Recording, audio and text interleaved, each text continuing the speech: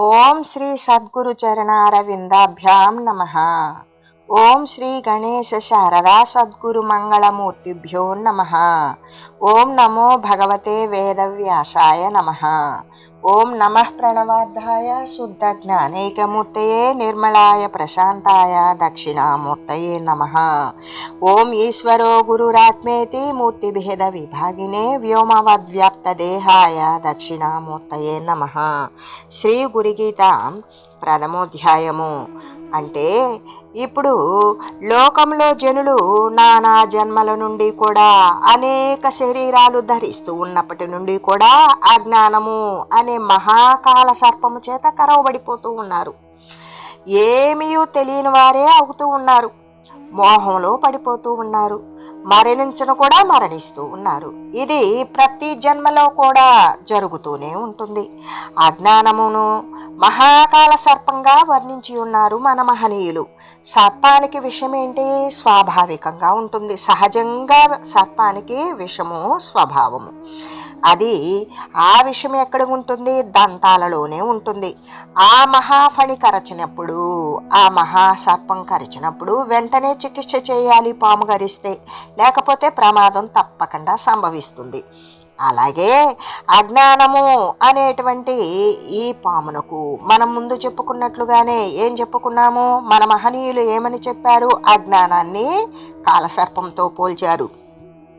అటువంటి అజ్ఞానము అనేటువంటి ఉరగానికి, ఉరగము అన్న పాము, ఆ పాముకి కామక్రోధ లోభ మోహ మద మత్సరాలు అనేటువంటి అవన్నీ కూడా ఈ మదమచ్చరాలనే దంతాలలో విషయాసక్తి అనేటువంటి విషం ఉన్నది. జనులు విషము అంటే ఆ విషయాసక్తినే ఇష్టపడుతూ ఉన్నారు. దాని అందే నిండిపోతూ ఉన్నారు. నిండిపోయి ఆ అజ్ఞానము చేత, అజ్ఞానము అనబడేటువంటి పాము చేత కరవబడి, అంటే అజ్ఞానము చేత మునిగిపోయి ఉన్నారు. హృదయం నిండా కూడా అజ్ఞానమే నిండుకొని ఉన్నది. అందుకు కాబట్టి ఆ అజ్ఞానాన్ని తీసివేయాలి అన్నప్పుడు, పాము కరిచినప్పుడు చికిత్స ఏ విధంగా త్వరపడి చేయాలో అలాగే ఈ అజ్ఞానముతో నిండిపోయినటువంటి వారికి కూడా చికిత్స చేయాలి, జ్ఞాన చికిత్స. అయితే ఒకవేళ చేయలేదనుకో, ఈ విషయాల పట్ల ఉన్నటువంటి ఆసక్తి అనబడే ఈ విషము మహా తీవ్రతరమైనది. మనుజుణ్ణి వెంటనే కూడా భ్రమలో పడవేస్తుంది. అంటే తాను కాని వస్తువును తాను అని భ్రమించే విధంగా వాణ్ణి మెలిపెట్టేస్తుంది. అంతేకాదు, విషమెక్కినటువంటి వాడు ఏమీ తెలియబడకుండా విపరీతంగా ఆలోచనలు చేస్తూ ఉంటాడు. వాడికి పిచ్చి పిచ్చిగా ఉంటుంది. ఆ విధంగానే పిచ్చివానిలాగానే మాట్లాడుతూ ఉంటాడు విషమెక్కిన వాడు. అలాగే ఈ విషయాల యొక్క దోషము చేత దూషితుడైనటువంటి వాడు, అజ్ఞానము ఆవరించబడినటువంటి వాడు సత్యము అనేది ఎప్పటికీ తెలియడు. సరిగదా? నీచమైనటువంటి మరి స్థిరము లేనటువంటి పదార్థాలను సూచి అనుకుంటాడు. ఆత్మస్వరూపాలుగా అంటే సత్యమైన విషయాలుగా భావిస్తాడు ఆ స్థిరమైన వస్తువులని. ఈ విధంగా తలస్తూ జ్ఞానము లేని మాటలనే మాట్లాడుతూ ఉంటాడు. ఏమి మాట్లాడినా భ్రమతో కూడుకొని విషయాల పట్ల లోలుడై దృశ్య సంబంధమైన ఈ శారీరక స్థితిని గురించి గొప్పగా మాట్లాడుతూ ఉంటాడు. అయితే ఒకవేళ గనక శీఘ్రముగా చికిత్స అనేటువంటిది చేయకపోయినట్లయితే పూర్తి అజ్ఞానము అనే అంధకారములో పడిపోతాడు. ఇక వాడిని బయటికి తీసుకురావడానికి కూడా వీలు పడదు. బయటకు అంటే అజ్ఞాన స్థితి నుండి జ్ఞానస్థితికి అటువంటి పడిపోతాడు. కాబట్టి పడిపోయి మానవ జన్మమును వ్యర్థంగా చేసుకుంటాడు. మళ్ళీ కూడా మానవ జన్మలో చేసినటువంటి దుష్ట కార్య ఫలితాల యొక్క వాసనా ప్రభావము చేత వాడికి అర్హమైన దేహం మళ్ళీ మానవుడుగానే పుడతాడా అంటే లేదు. ఎందుకు? వాడు పశువులాగానో జంతువులాగానో లేదా క్రిమికీటకాదులుగానో చెరించి ఆ వాసనలన్నీ ప్రోధి చేసుకున్న తర్వాత శరీరం పతనమైతే అటువంటి తత్సంబంధమైన వాసనాభరితమైనటువంటి దేహాన్ని తెచ్చుకుంటాడు. కాబట్టి అంటే రాక వచ్చినటువంటి విలువైన అమూల్యమైన ఇంతాని మూల్యం వెలకట్టలేనటువంటి శరీరం, మానవ శరీరం వచ్చినప్పటికీ కూడా వాడు వ్యర్థం చేసుకుంటున్నాడు. దేని కారణం చేత? అజ్ఞాన ఆవరణ చేత అజ్ఞానము అనే ముసుగు వేసేసుకున్నాడు, అసత్యాన్ని సత్యమని భావిస్తూ ఉన్నాడు. మరి దాని వలన మరణం కూడా పొందుచూ ఉన్నాడు. మరణము అంటే శరీరానికి మాత్రమే కాదు, వాడు అజ్ఞాన స్థితిలో పూర్తి అంధకారంలో పడిపోయినప్పుడు అజ్ఞానముతో ఉన్నటువంటి వాడు మరణ సమానుడే అని తెలియజేస్తూ అటువంటి విషయపరమైన విషాక్త జనులను విషయాలకు లోబడి దాని యందు పరవశుడై దానికి లోలుడై అటువంటి విషముతో నిండినటువంటి వాడు, విషయాలే విషము అన్నప్పుడు ఆ దృశ్య సంబంధమైన విషయాలకు ఆసక్తుడైనటువంటి జనులు భ్రాంతి అంటే లేని దానిని ఉన్నట్లుగా, స్థిరము కాని దానిని స్థిరంగా ఉన్నట్లుగా భ్రాంతి అనేటువంటి మూర్ఛను చెందిన వారై ఉంటారు. అంటే తాను శారీరక ఇంద్రియాలు కాదు, అయినా కూడా తాను శరీర ఇంద్రియాలు ఈ దృశ్య సంబంధం నుండి ఏదో లభిస్తుంది, ఎంతో సాధిస్తున్నాను, జగత్తులో వచ్చిపోయేటువంటి స్థితిలో దీనిలో ఏదో అభివృద్ధి చెందాలి అని ప్రాకులాట అనేటువంటిది కేవలము అజ్ఞాన ఆవరణ ద్వారానే. తనను గురించి తాను ఉద్ధరించుకునేటువంటి పరిస్థితి అప్పటికి ఉండదు. అజ్ఞానాన్ని విడిచేసి జ్ఞాన మార్గం యొక్క ప్రయాణముఖం అనేటువంటిది ఉండదు. అందుకు కాబట్టి అటువంటి వానికి ఆత్మజ్ఞానము అనేటువంటి మహా ఔషధాన్ని ఇవ్వాలి. ఇచ్చి ఆ విషయ దోషాదులు అంటే అస్థిర పదార్థాల యందు పుట్టినటువంటి ఆసక్తి అనే విషయ దోషాలు అనబడే విషాన్ని, మాయామోహము లేని దాని పట్ల వాడు మోహితుడై దాని యందే స్వస్థతగా ఉండేటువంటి విషయంలో అదంతా మాయను మోహాన్ని కూడా పోగొట్టి వాడిని జ్ఞాన మార్గంలో స్వస్థులుగా చేయాలి. ఆ చేసేటువంటి స్థితి కలిగిన వాడే శ్రీ సద్గురుదేవుడు. స్వస్థులుగా చేయడం మాత్రమే కాదు, వారిని అకుంఠితమైనటువంటి అనుష్ఠాన పరంపర కొనసాగించి పరబ్రహ్మ స్వరూపులుగా కూడా చేయుచూ ఉన్నాడు. అట్టి జ్ఞానస్వరూపుడు కాబట్టే ఆ సద్గురుదేవుడు లోకపూజ్యుడే అవుతూ ఉన్నాడు. సర్వుల చేత కూడా ఆశ్రయింపదగి ఉన్నాడు. ఎవరైతే జ్ఞానము కావాలని కోరుకుంటారో వారంతా వచ్చి ఆ సద్గురుదేవునే ఆశ్రయిస్తారు.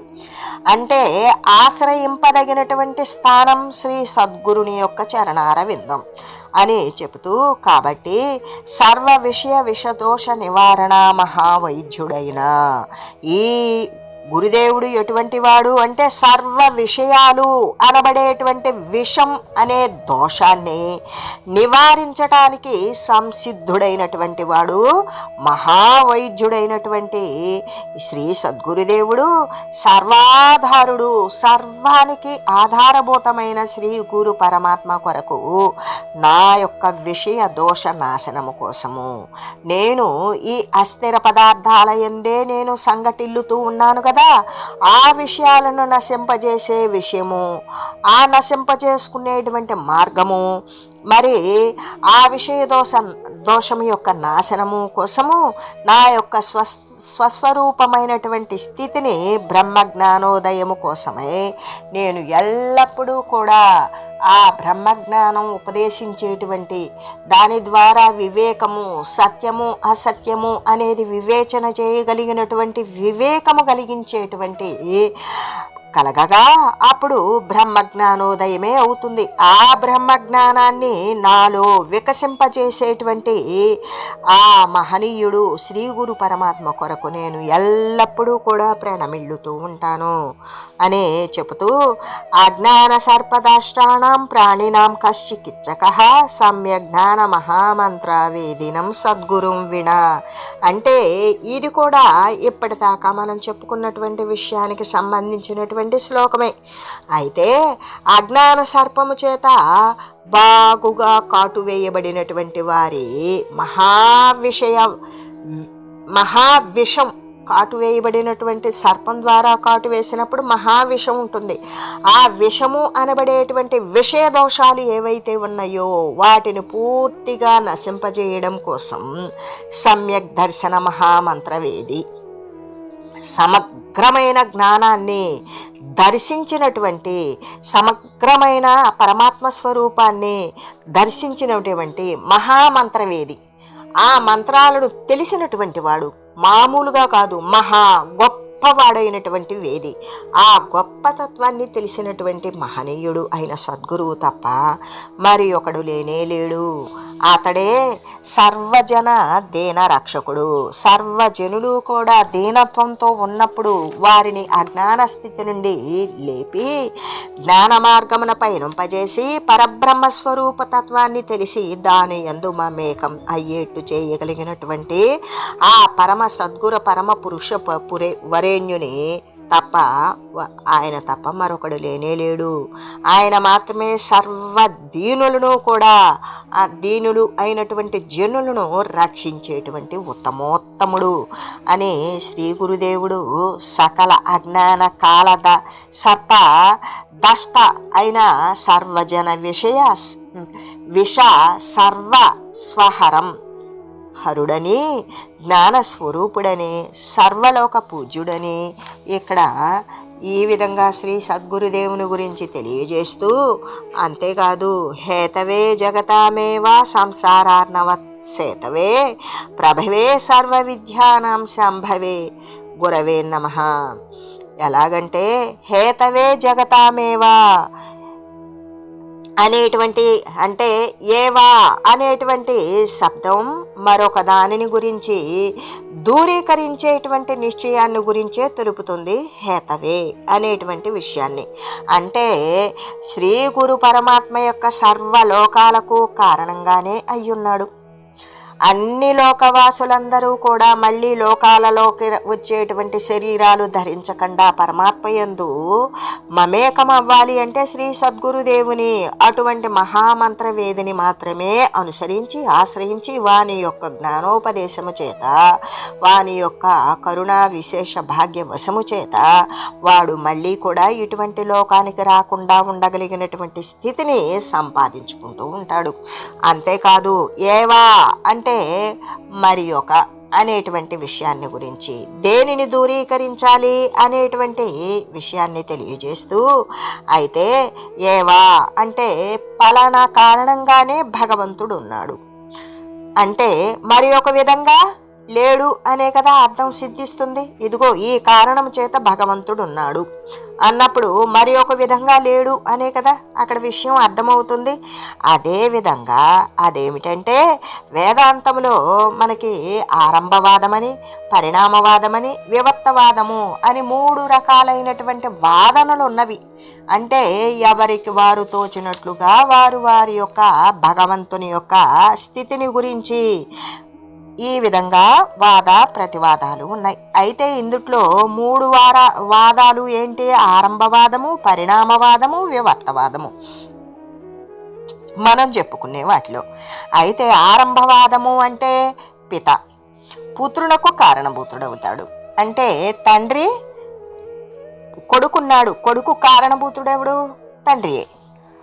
అంటే పుత్రుడు ఉత్పన్నమవటానికి తండ్రే ఆరంభంగా ఉన్నాడు అనేటువంటి విషయం. ఇది జన్యజనక భావంతో కూడింది.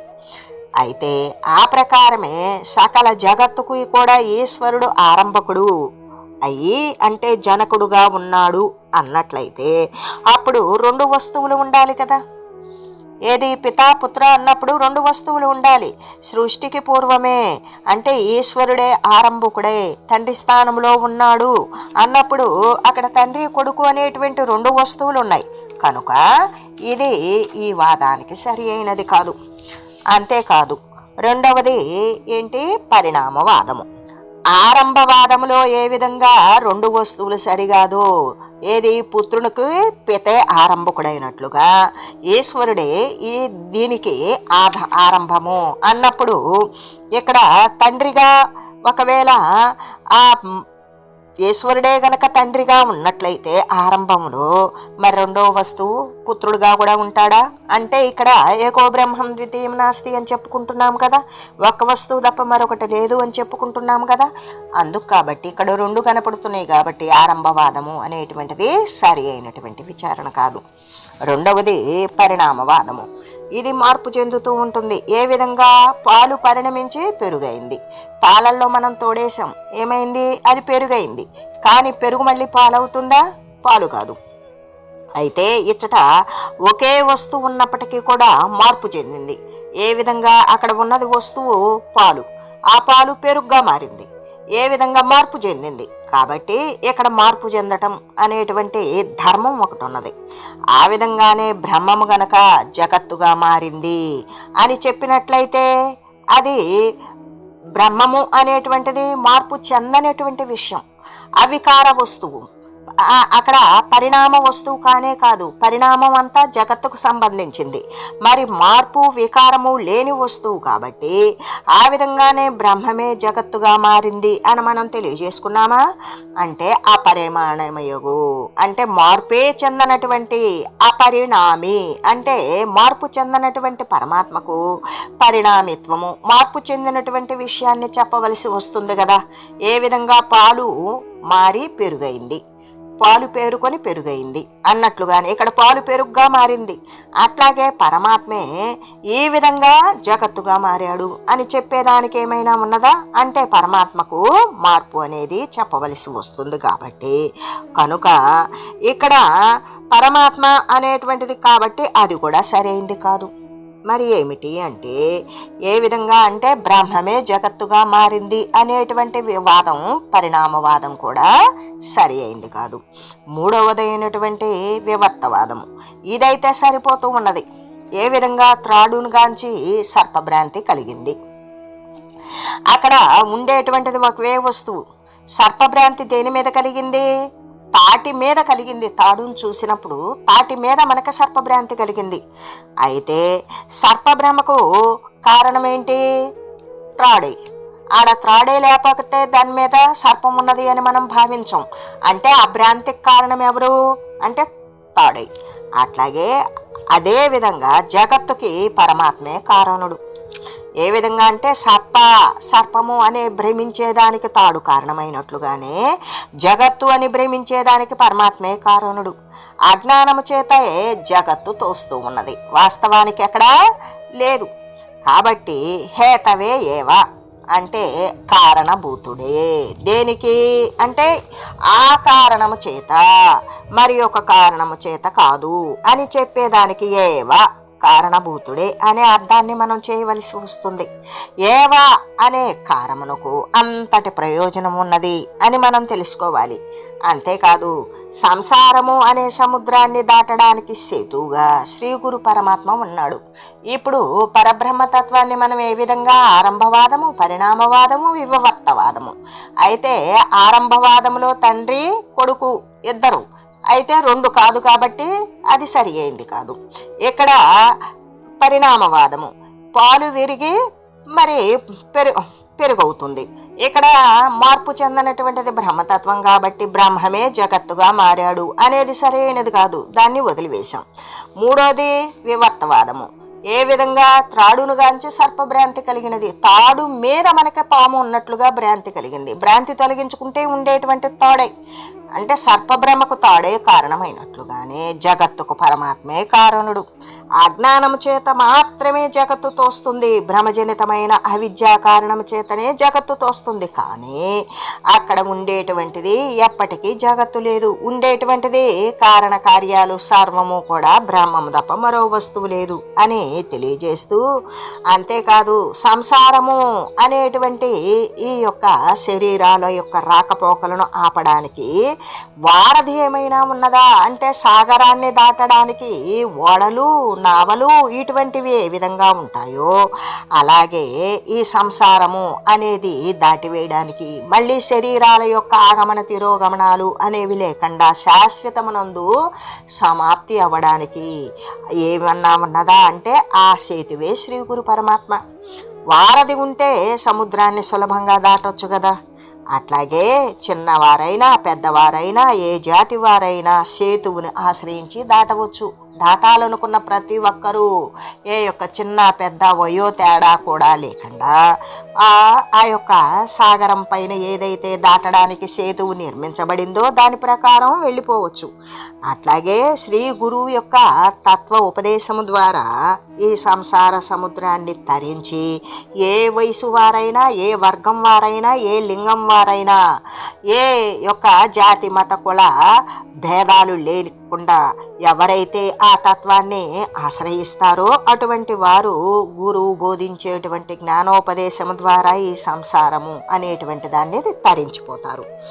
అది తరించిపోయిన తర్వాత ఏముంటుంది? పరమశాంతి తీరము ఉంటుంది.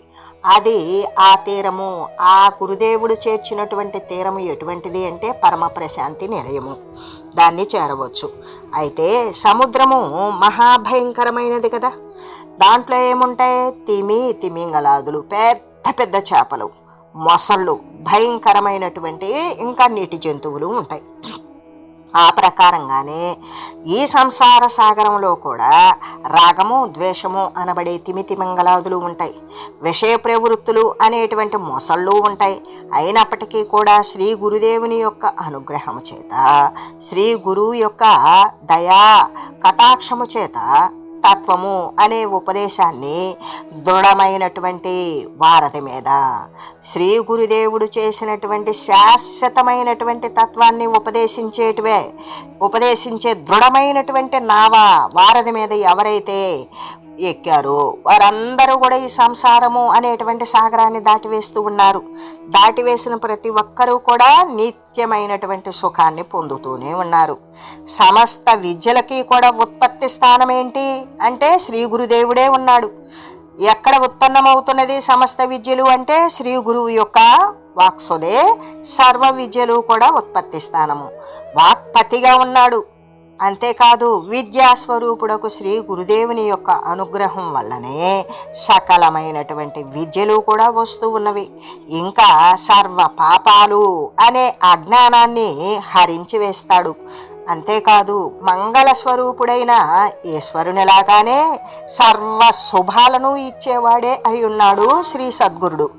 అట్టి విజ్ఞానముతో నిండిపోయిన సర్వ శుభంకరుడు, శుభమే అయినటువంటి శుభంకరత్వమే ఆయన యొక్క విగ్రహం కలిగినటువంటి శ్రీ సద్గురుదేవుని కొరకు అఖండమైనటువంటి కళ్యాణకారకమైన స్వరూప స్థితిలో ఉన్న పరబ్రహ్మ ప్రాప్తింప చేసుకోవడం కోసం నేను నిరంతరం కూడా శ్రీ సద్గురుదేవుని గురించి నమస్కరిస్తూ ఉన్నాను, ధ్యానిస్తూ ఉన్నాను, ప్రణమిల్లుతూ ఉన్నాను అని తెలియజేస్తూ ఓం మంగళం శ్రీ గురుదేవాయ మహనీయ గుణాత్మనే సర్వలోక శరణ్యాయ సాధురూపాయ మంగళం.